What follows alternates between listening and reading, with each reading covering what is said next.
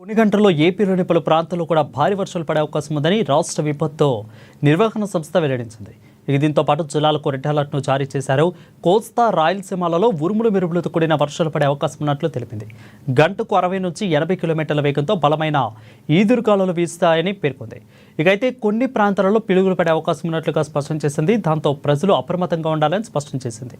ఆంధ్రప్రదేశ్లోని పలు జిల్లాల్లో రానున్న కొన్ని గంటల్లో భారీ వర్షాలు కురిసే అవకాశం ఉందని రాష్ట్ర విపత్తుల నిర్వహణ సంస్థ హెచ్చరించింది. ఈ మేరకు కొన్ని జిల్లాలకు కూడా రెడ్ అలర్ట్ను జారీ చేసింది. మరికొన్ని జిల్లాలకు ఆరెంజ్ అలర్ట్ను కూడా జారీ చేశారు.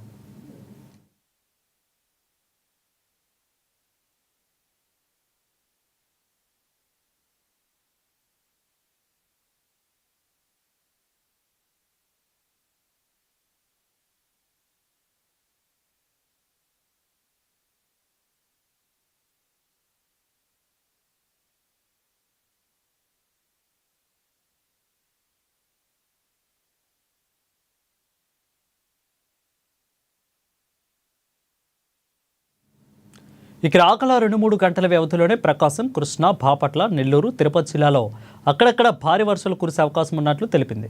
ఇక ఈ వర్షాలతో పాటు పిడుగులు పడే అవకాశం కూడా ఉందని, గంటకు 60 నుంచి 85 కిలోమీటర్ల వేగంతో బలమైన ఈదురుగాలులు వీచే అవకాశం ఉందని హెచ్చరించింది. ఈ నేపథ్యంలో ఆయా జిల్లాల ప్రజలు అత్యంత అప్రమత్తంగా ఉండాలని సూచించారు. అనవసరంగా బయటకు రాకూడదని, సురక్షిత ప్రాంతాల్లో ఉండాలని విజ్ఞప్తి చేశారు. విపత్తు నిర్వహణ సంస్థ ఎండీ రోడంకి కుర్మనాథ్.